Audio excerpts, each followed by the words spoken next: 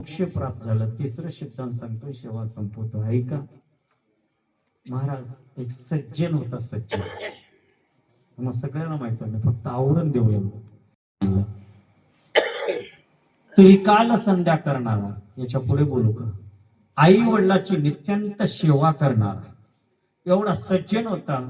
एक दिवस फुलं आणायला गेला. जसं आता या महिन्यामध्ये आणि कार्तिक महिन्यामध्ये फुलं लई तोडतात, लहान लहान लेकरं जमा करतात.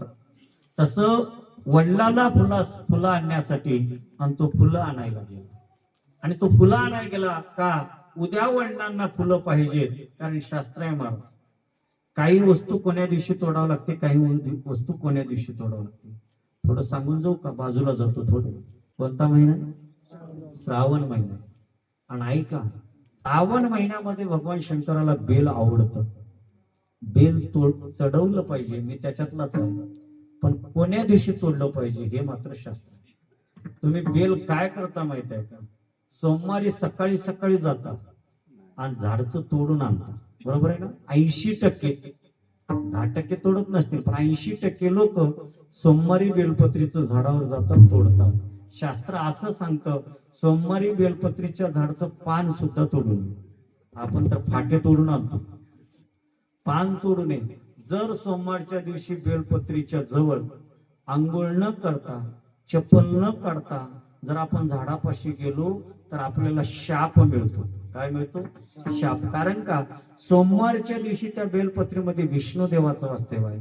सोमवारच्या दिवशी त्या बेलपत्रीच्या झाडामध्ये लक्ष्मीचं वास्तव्य आहे. सोमवारच्या दिवशी त्या झाडामध्ये सतीचं म्हणजे पार्वतीचं वास्तव्य आहे. हे तिघ सोमवारी त्या झाडामध्ये प्रधान असतात. म्हणून सोमवारी त्या झाडाला स्पर्श सुद्धा करायचा नाही आणि त्याचं फाटी सुद्धा तोडायची. आणि आपण काय करतो, आई सांगते, आम्ही जातो, फांद्या तोडून आणतो. ऐका महाराज, ते कधीच सुख देत नाही. म्हणून सोमवारी बेल व्हायचा असेल तर रविवारी काय केलं पाहिजे, आंघोळ करून गेलो पाहिजे. आणि आंघोळ करून जाऊन पहिले त्या झाडाचे पाया पडलं पाहिजे आणि मग त्या झाडावर प्रवेश केला पाहिजे. आणि मग बेलपत्री तोडली पाहिजे महाराज, फाटी नाही तोडली पाहिजे. प्रत्येक झाडावर बसा तुम्ही, पण त्याची बेलपत्री तोडली पाहिजे, बेलाचे फाटे नाही तोडले पाहिजे. कारण शास्त्र काय सांगतं, आणि ते बेलपत्री घेऊन आला, 1,00,000 व्हायची गरज नाही महाराज. शास्त्र सांगतं, तुम्हाला मी सांगून जातोय का, कारण माझा सध्या शिवपुराणाचाच अभ्यास आहे. आता उद्या 15 दिवसामध्ये म्हणजे 4 तारखेला माझं रामेश्वरमध्ये शिवपुराण आहे. 4 तारखेला रामेश्वर, भगवान जे 12 ज्योतिर्लिंगापैकी एक ज्योतिर्लिंग आहे, तिथे माझी शिवकथा आहे. म्हणून मी शिवपुराणाचा अभ्यास करायला आलो.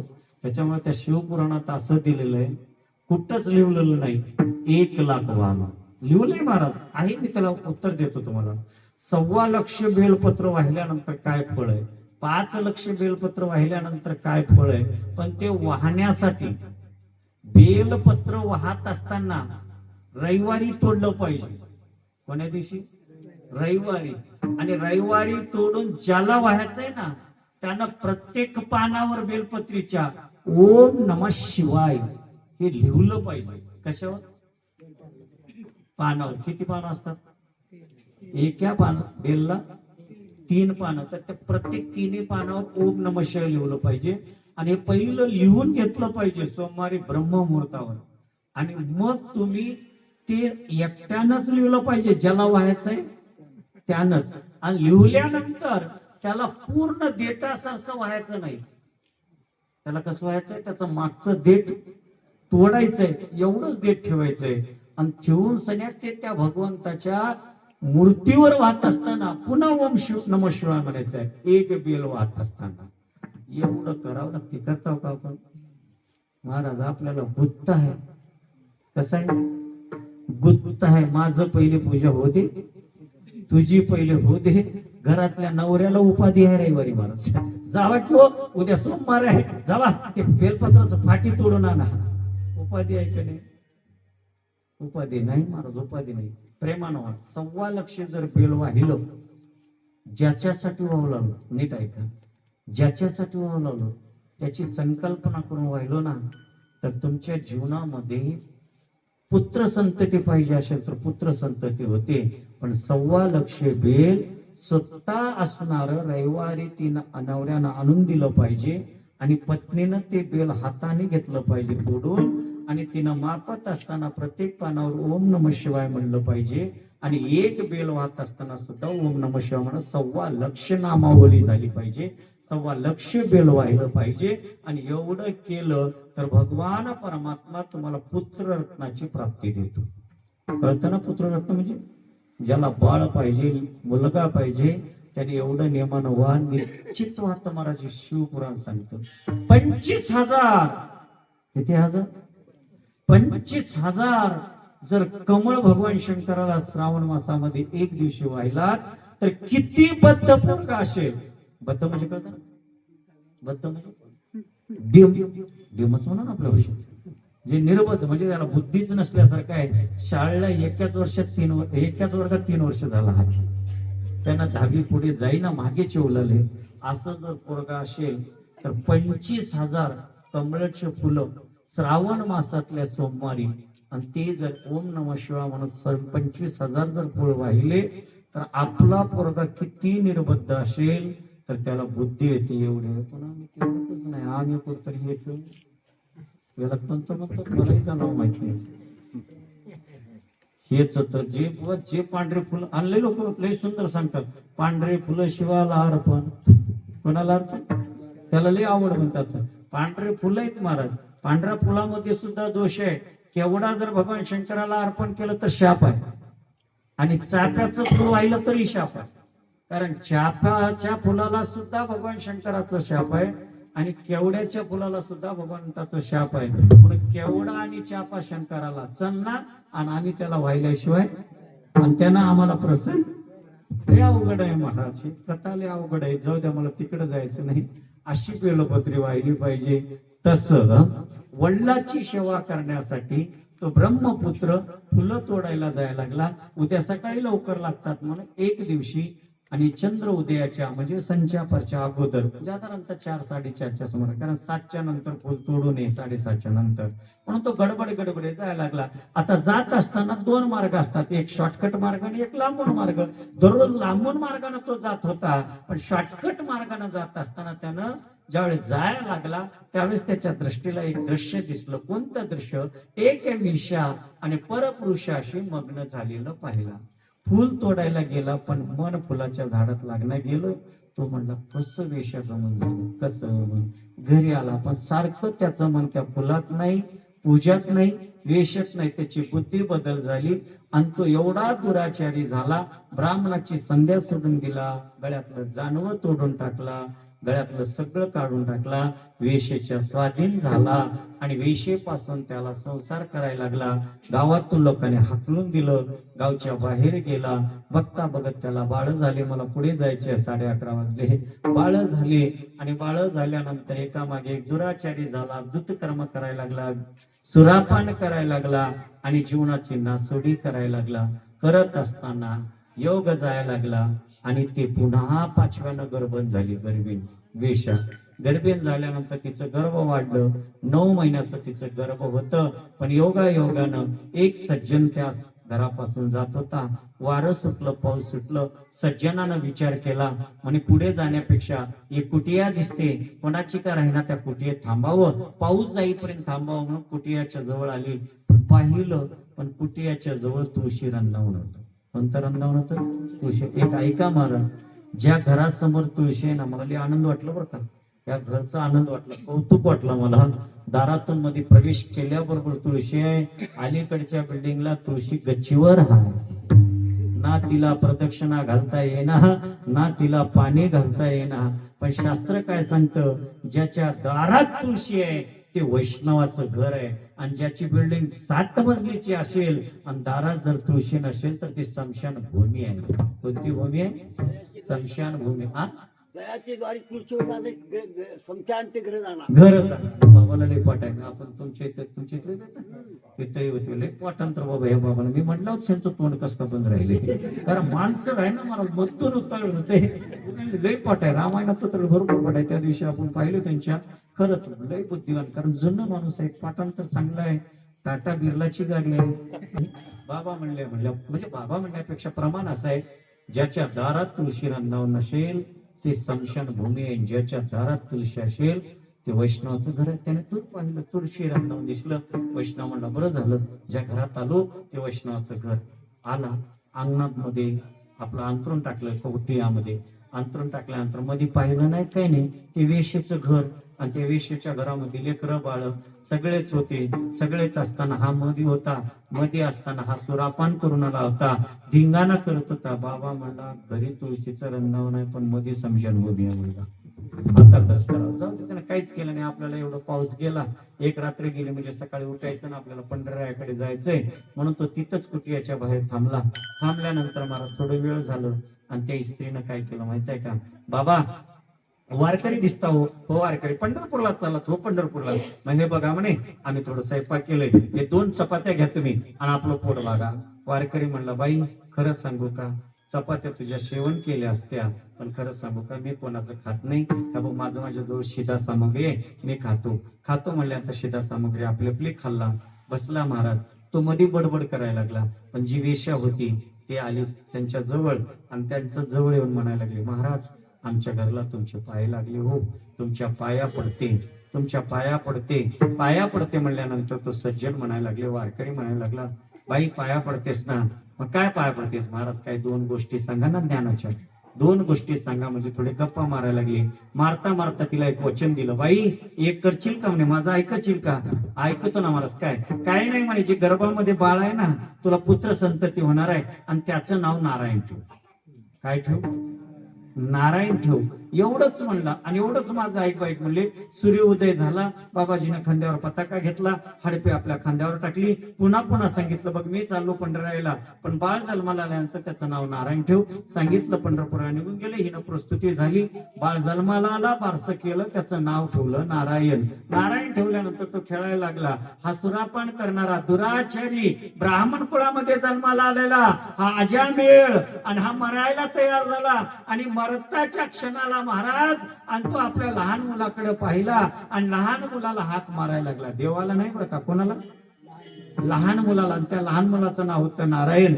आणि नारायण म्हणून नाव घ्यायला लागला, नारायण म्हणून नाव घ्यायला लागला. आणि घेत असताना हाक मारली, म्हणे ए नारायणा, ए नारायणा.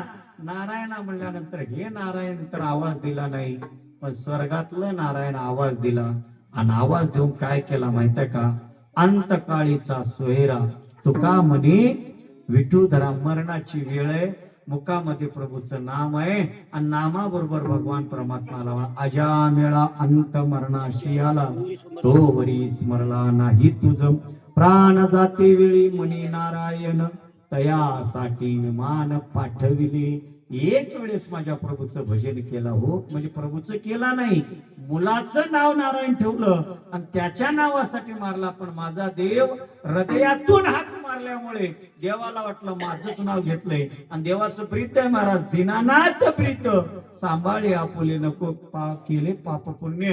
आणि असा भगवान परमात्माला त्याला विमानात घेतलं. म्हणून तुकोबारा म्हणतात, काय नो ही केली एका चिंतिता विठ्ठली, सर्व साधनाचे सार भव सिंधू उतरी पार. यथामध्ये अवकाश झालेली सेवा अखिल कोटी ब्रह्मांड नायकाच्या चरणावर समर्पित. याच ठिकाणी वाणीला पूर्णता देतो. पहिल्या चरणामध्ये आपण थांबलोत आणि 3 चरण आहेत. आणि कधी योग आला तर आपण पुढे जाण्याचा प्रयत्न करूया. फक्त भगवान ज्ञानोबारायकडे, तुकोबारायकडे, अखिल कोटी ब्रह्मांड नायकाकडे, सद्गुरु दादासाहेबांकडे एकच प्रार्थना करू, देवा तुझं नामचिंतन या इमारतीसाठी घेतलं आणि या इमारतीमध्ये तुमचं वास्तव्य व्हावं आणि या इमारतीमध्ये वासुनावाचा दैत्य त्याचा परिक्रमा बाहेर जावं आणि तुम्ही त्या घरामध्ये प्रवेश करावं आणि या घरामध्ये सत्य तुमची कृपा व्हावी. या घरामध्ये तुम्ही सातत्य नांदावं आणि या घरातल्या लोकांना सद्बुद्धी द्यावी आणि त्या सद्बुद्धीने त्यांनी वावरावं आणि जीवनामध्ये धर्मनीतीचं पालन करावं. एवढंच त्यांना सद्बुद्धी द्या, तुम्ही वास्तव्य करा, असं ज्ञानोबा तुकोबारायच्या सद्गुरु दादासाहेबांच्या चरणावर, अखिल कोटी ब्रह्मांड नायक आणि हनुमंतरायच्या चरणावर प्रार्थना करून झालेली सेवा तुम्हा सर्व मायबापांच्या चरणावर समर्पित करतो. एक भजन करा, तुकाराम तुकाराम तुकाराम तुकाराम तुकाराम तुकाराम तुकाराम तुकाराम तुकाराम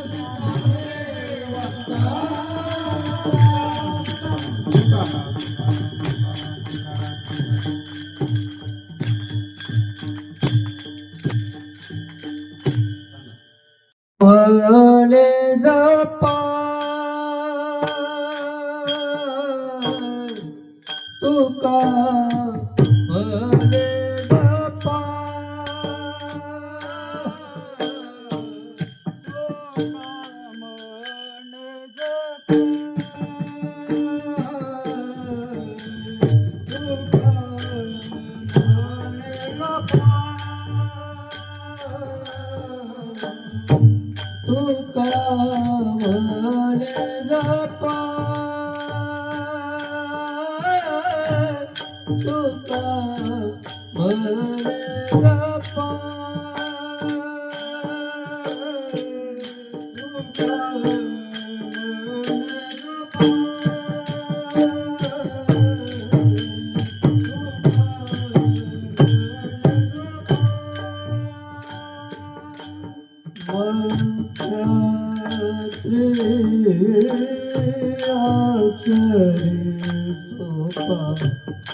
मंत्र अक्षरी सोपा सर्व साधनाचे सार